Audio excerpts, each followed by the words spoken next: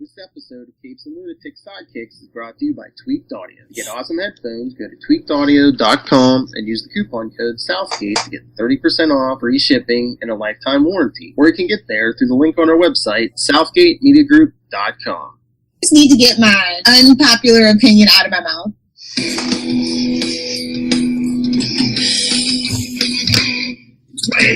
Hello and welcome to Wade's World, the Deadpool podcast. Who knows what you're going to get?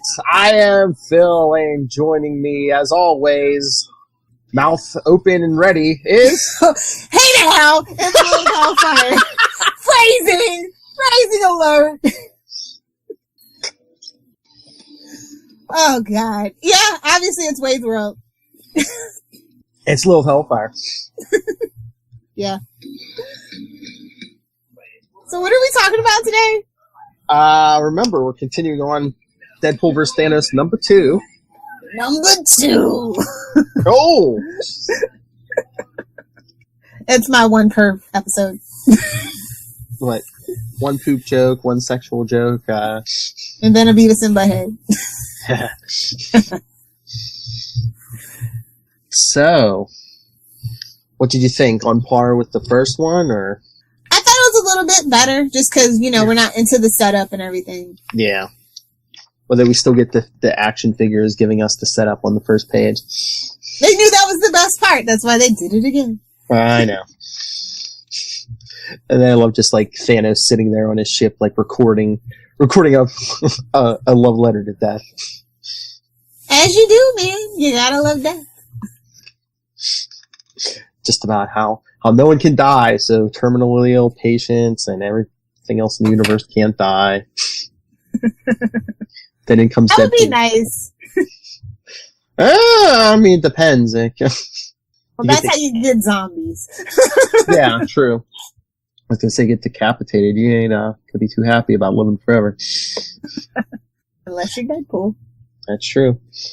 But speaking of, who comes riding in on an alien?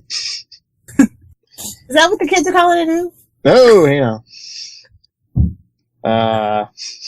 He calls Thanos chin riblets. We need somebody with a good voice to do that drop. What to say? So what you got, chin riblets? Yes. Oh no, you don't want. Don't forget, we both done the sled ride down Death Mountain. Yikes. Is that what the kids are calling it now? Seriously. I did like the cover though. It's like, why do I need a spacesuit? Deadpool, I have fish in my helmet. Yeah. Deadpool, I think your pet alien peed on the floor. Oh wait, it might have been me. Yes, it was me. And it keeps calling him Toboggan Brother after that Death Mountain crash. Yeah. I'm surprised not to get a Cool Runnings joke as much as he was going with that. It was 2015. Was that played out by then? It's never not a good time to make a Cool Runnings reference. I'm just gonna throw that out there. That might be unpopular opinion, but that's my opinion. It's never too. It's always a perfect time for a Cool Runnings joke. But this issue even fills in the gaps in some Marvel Universe stuff, because I guess we find out it takes 6 Viagras for Thanos to even rock the mic as he Deadpool's. Yeah, who needed to know that? I know there's a fetish for everything, and I'm not gonna kink shame you, but seriously. Yeah. But it's I like when he was but you, Wade Wilson of Canada, because yes, he's Canadian, much like Wolverine. Yeah, but I forget if it's this issue or one of the upcoming ones, because I read them all, but I swear, does Thanos or someone else call him a mutant? I'm like, he's not a mutant! Well, he has a mutation. I thought the healing factor was artificial, was given to him. But didn't he have to have the immune system to actually receive it? Not everybody. That's the kind of the whole point. Maybe, yeah. Okay. Damn genetics and science! Stop trying to apply real logic to comic books, Philip. We're not Charlie. Well, I knew that was in the movie, but I couldn't remember if it was from the comics or not. All right, and I think the truest fourth wall break Deadpool has ever done is when he says, "Come on, someone has to die for real." I mean, what is this, a Marvel comic? Yes. Yes. But I like where he's like, "Yeah, you giving up on your test tube teens from the year 2000 Laserdisc?" No.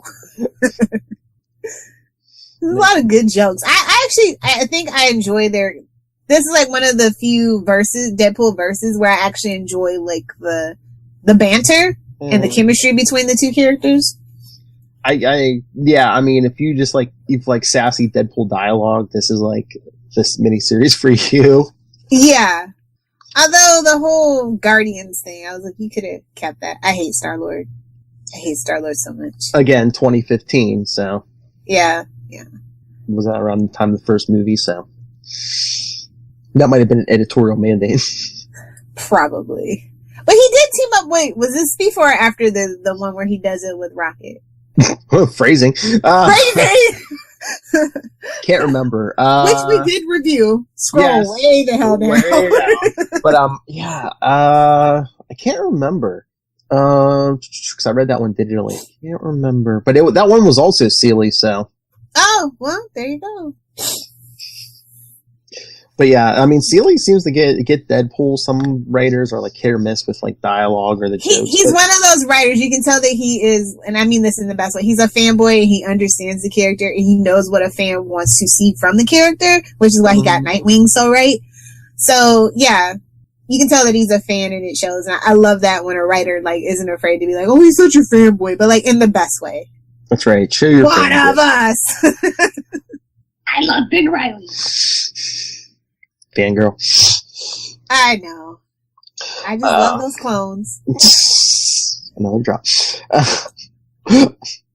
And I love the line, "Me? Hey, I'm the looks of this duo," which is not unlike being the sharp dresser among Power Man and Iron Fist. Ouch! Burn! Oh, man. Oh, but I love how we just end, because I sent his ass there. I'm like, yes! Give it to me then. Oh, yeah, Ajax. My goodness. No, I really enjoyed this issue. Yes. You can tell he's having fun with it, and I think a lot of people, that's where a lot of comic writers right now, they're very dour, and they're afraid to have fun with what they're given. They're treating it too much like a job. I think that's the problem in comic books right now. A lot of sexual jokes in this, you know? You'd almost think Gail Simone wrote it. A sexually adventurous freak. That's Deadpool. Well. Yeah. Oh, sorry. Yeah. I'm just waiting on the "you're basic." You're basic. Is that your new favorite? That's my favorite. My new. I don't know. Walking in the phone.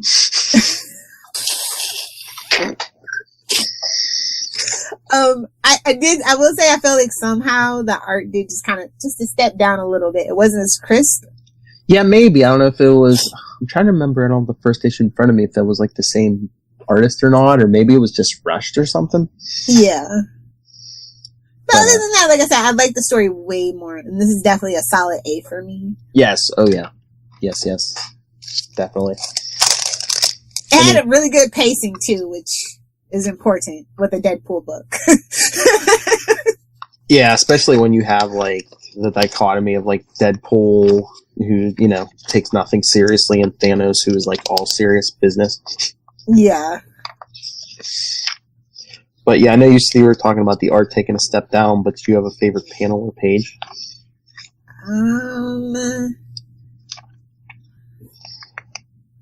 Let's see. Maybe the one where he's like, and you guys are in an entire C3PO carrying case full of action, because it's just like very simple, and I like sound effect artwork, so yeah. Yes. Oh, no, I just loved him riding the alien. That was so awkward. I was like, what's going on here? Aliens are people too. But yeah, you're right. Sentient beings as well, yes. Yeah, but you're right. It's a solid A. Yeah. A. Like I said, I like this one more than I care to admit. This is a good call, Philip. Okay? Happy. I get him right. I get something right every so often. Every so often. So, do you have any random nonsense? I'm like we were starting to talk about on Capes. I'm just like so split between it. Well, obviously I'm gonna go see it because we're gonna talk about it. But Once Upon a Deadpool, because I feel like this is the trial run about just making Deadpool PG-13, and I don't know that I'm okay with that. Is this gonna lead to like us seeing like Deadpool merchandise in the Disney store and? It was like, to me, it's still weird. Like, I was at the Disney store for Black Friday, and it's just like, it was weird just like still seeing like Black Panther stuff. And I'm like, well, if you're gonna sell Black Panther, where's my Shuri in the Disney princess section? There Like, you y'all go. need to get on that. I'm surprised they don't. Yeah. So, like, I don't know. I just feel conflicted. Like, as a fan, I want what's best for Deadpool, but I don't think a PG-13 Deadpool is good for anybody. I feel like it'll be something lost. I guess I'm here for it, but it seems kind of weird, almost like when I go down the toy aisle and you see like even Joker toys for like little kids, and I'm just like, how many people that guy's murdered? And it's like, okay. You know how bad he is to his girlfriend? He's a proven abuser. I know. Trust me, I get it. Which is why anytime I see somebody online, I wish I had a love like Harley and Joker. And I'm like, do you? I'd rather have a love like Harley and Poison Ivy. That's just me. That's the better relationship. No matter your feelings about them being lesbians or whatever, it's still the better relationship. Looking for Poison Ivy. Oh, say it slower. No! But no, but you know what we didn't bring up on Capes, because we did talk, it's not Deadpool, but we did talk about West Coast Avengers, but Mr. and Mrs. X5 came out this week, since we've been talking about that. I am still in love with this book. I don't know how she does it. Like, because the situation, it is wearing a little thin or whatever, but I'm still enjoying it. Well, it's the end of the first arc, so we're trying to get I'm ready to move on. And I think Kelly knew that, so... I'm glad they didn't make her do 6. Next issue is the house party, and then probably whatever comes from after extermination. I just, like I said, I was just kind of like tired of the situation that they were in, but it was still a good story, good pacing. I love the dialogue. I absolutely love her dialogue between her characters. She gets it. But yeah, I thought it was good. But West Coast Avengers was better. Yeah, that was good too. But I just mean, like in Mr. and Mrs. X, like she can write romantic to, like the couple can have problems, but without making one of them a huge jerk. Yeah, a la Oliver and Felicity. Yeah. Well, basically any superhero couple. Yeah. Yeah, like their banter is so great. It's really what sells the whole book for me. Yes, and if you're a big fan of Kelly Thompson, stay tuned for January. Captain Marvel episode 4. I'm so curious to read what she has in store because that character, I'm sorry, even if you're a fan, you kind of have to admit these like last 3 years have just been this wishy-washy, don't want to commit to anything kind of storylines. Nothing of importance has happened, and it's kind of like dragged the character down. It's kind of like what I don't like about even when they do it with Captain America is when they play the character like a soldier. I'm just like, I want a superhero. You can bring in some personal stuff, that's fine, but I want them more as a superhero, not working for some entity like S.H.I.E.L.D. or... Yeah. I think that's probably what's like really holding Supergirl back too, to that note as well. Yeah, that's like this last week's Supergirl. I don't know if you saw it. Yeah, I did. Yeah, when what's her face got in Supergirl's face, like, were you under orders to do that? I'd be like, I don't work for you. I can light you on fire just by staring hard enough, and I don't work for you. But she wants to see. That's the whole thing too. She wants to be loved, and that, like, I don't know. Like, I don't know how I feel when they write the female superheroes like that. I think Wonder Woman is the only person that they haven't ever really written like that. I never know if they just do that because it's like, well, then she's not going to be in the DEO building, so. Which, okay, that's fine with me. Yeah, but I mean, unless they want more interaction with Alex and stuff and Brainy, but It's called dinner time. Just put it in the Watchtower already and do what Smallville did and just dinner time. But anyway, yeah. I'm really happy still for Mr. and Mrs. X, and I hope this goes on for a long time. I haven't checked the numbers because I'm a little afraid to. I feel like Mr. and Mrs. X isn't what anybody asked for, and so they kind of like, kind of thing. Especially how it came about. Mm-hmm. But if you're still on the fence, I say definitely at least pick up this first trade and give it a try. I think you'll be pleasantly surprised if you're not on board yet. Yeah. Oh, yeah. I mean, it's still, sometimes quality goes down, but it's been holding the quality, so. Yeah. As we say, the 2 E's in the middle for quality. Bing. Oh, by the way, I did find a Rogue action figure on eBay. So our live fan fiction reenactment might be happening. It goes, the last bid is like at like $7.50 tonight, so I hope I win it. Wish me luck, and if I do, it's on like Donkey Kong. Fan fiction theater. So I was thinking about jumping in on this, but if you have both the figures, and it might work better within the same room, would you and your significant other want to, we can write up the script and you and your significant other can act it out, and I can be the narrator? Maybe. Let me ask him. We can wait till April. We don't have to, Lilith, we don't have to see him. Just hear his voice. You just see a hand pop up. I'll ask him. Macheria! I'll ask him. I'll see what he says. Work out some sexual tension to actors. I mean, isn't that what that's there for? No? Okay. Anyway, moving right along. Is there anything else? No. Just be sure you guys support Mr. and Mrs. X and West Coast Avengers. And what's next on the Deadpool list? Well, Deadpool vs. Thanos number 3. I mean like the current stuff. Is it next week? No, it's like a glut of Deadpool books. Yeah, here I have it right on my phone. We'll pull up next week's list. Black Panther vs. Deadpool number 2 is coming out. Okay. I think that's it for the Deadpool. Spider-Man Deadpool 42 comes out also. Yeah, I'm gonna pick that one up. And it's not Deadpool, but Dead Man Logan number 1 comes out. Oh God. They're gonna milk God that. help us. They're gonna milk that for 12 more issues. Wow. Hey, it's a business. I get it. Somebody's reading Weapon H, so, something out there for everybody. Yeah, but isn't that coming to an end soon? Because I thought they said Wolverine and Hulk take an interest, and they're like, oh, we gotta shut this down. Yeah. I'm just saying, they put that out there and people were buying it, so. Yeah. All right, so send us your thoughts. What do you love to read? What do you think they're milking it for? Phrasing. Phrasing. We need a phrasing button for phrasing. I'll find the Archer phrasing. I will. Nice. Email us, wadesworldpod@gmail.com, facebook.com/wadesworldpodcast, @wadesworldpod, and @CL Sidekicks on Twitter, Instagram, Wadesworld, Deadpool Podcast, or CL Sidekicks, and the voicemail, 614-382-2737. That's 614-38-CAPES.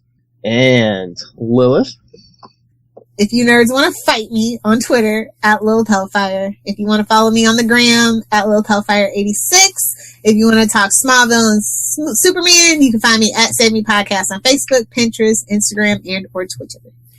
You'll be happy at the end of the Capes and Lunatics. I did do your plug for, I believe, yourself, and I said Save Me Pod, so. Sweet, thank you. You're welcome. I'll make myself a button just in case. Hell, we should just do that. Spectrum. We should just do that for everything, just to wear ourselves out every week. Speaking of wearing ourselves out, if you have any ideas for dialogue for fan fiction theater, you have to say it like that. Please send me your thoughts on jokes of variations of how Lilith can take the playing card. @Wade's World Podcast. fight me, nerd. All You right. better hope I got some inhibitor cuffs on, buddy. Hey now! He's going to absorb it all. Anyway, thank you once again for joining us on Wade's World. And remember, go out and see Once Upon a Deadpool when it comes out, because, I mean, we'll probably do a review, and for 2, proceeds are going to charity, as we said on Capes and Lunatics. So. Fudge cancer. Or we could all just donate in lieu of watching the movie. Yeah, I mean, if you don't want to see it, you can always buy a ticket and not go, but, you know. The beginning of PG-13 Deadpool, it's your fault. I still want this action figure feeder to come about.